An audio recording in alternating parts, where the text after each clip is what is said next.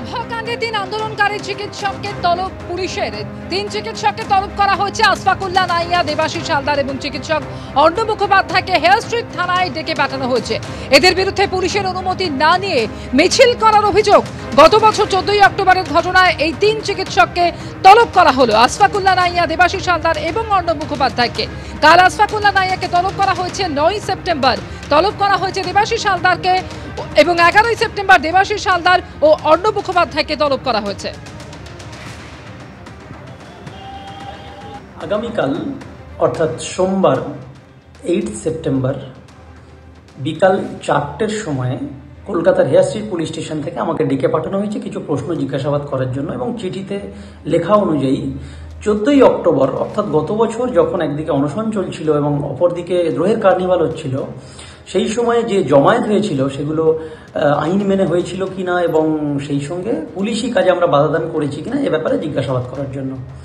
যে কবে এই অভয়ার উপরে যে অত্যাচার, নৃশংস অত্যাচার হলো, সেই অত্যাচারে যারা জড়িত, যে ক্রিমিনালরা এখনো পর্যন্ত ঘুরে বেড়াচ্ছে পশ্চিমবঙ্গের বুকে, তাদেরকে কবে পুলিশ ডেকে পাঠাবে এবং তাদের বিরুদ্ধে কবে আইনানুগ ব্যবস্থা নেবে পুলিশ, যেটা আমরা দেখতে পাবো।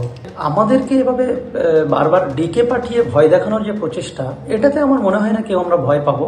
গত 1 মাস ধরে বিভিন্ন জুনিয়র ডাক্তার, সিনিয়র ডাক্তারদের 1 বছরের পুরনো বিভিন্ন মিথ্যে মামলা, 1 বছর আগের বলতে গত বছর ধর্মতলায় যে অনশন কর্মসূচি এবং বিভিন্ন মিছিলের কর্মসূচির বিভিন্ন মিথ্যে মামলায় পুলিশ নোটিশ জারি করে হেনস্থা করছে। যিনি পুরুলিয়াতে ইএনটি বিভাগে কর্মরত, তাদের বাড়িতে পুলিশি নোটিশ গেছে এবং আমার বাড়িতেও গতকাল এবং আজকে মিলিয়ে মোট 5টি চিঠি, সবকটি হেয়ার স্ট্রিট থানা এবং প্রত্যেকটি 1 বছর আগের বিভিন্ন মামলা, যেগুলো হচ্ছে মিছিল কিংবা রাস্তা ব্লকেড, এরকম বিভিন্ন ধারায় কেস দিয়ে তার সাক্ষী হিসেবে আমাদের ডেকে পাঠানো হচ্ছে। ডেকে পাঠিয়ে ভয় দেখানোর চেষ্টা, এভাবেই অভিযোগ করলেন চিকিৎসক আসফাকুল্লাহ নাইয়া। তার বক্তব্য আমরা শুনলাম এবং 1 বছর আগে অর্থাৎ 14 অক্টোবরের ঘটনায় তলব করা হয়েছে 3 জন চিকিৎসককে। আসফাকুল্লাহ নাইয়া ছাড়াও ডেকে পাঠানো হয়েছে অর্ণব মুখোপাধ্যায় এবং দেবাশিস হালদারকেও। 11 সেপ্টেম্বর দেবাশিস হালদার এবং অর্ণব মুখোপাধ্যায়কে তলব করা হয়েছে এবং আগামীকাল ডেকে পাঠানো হয়েছে চিকিৎসক আসফাকুল্লাহ নাইয়াকে।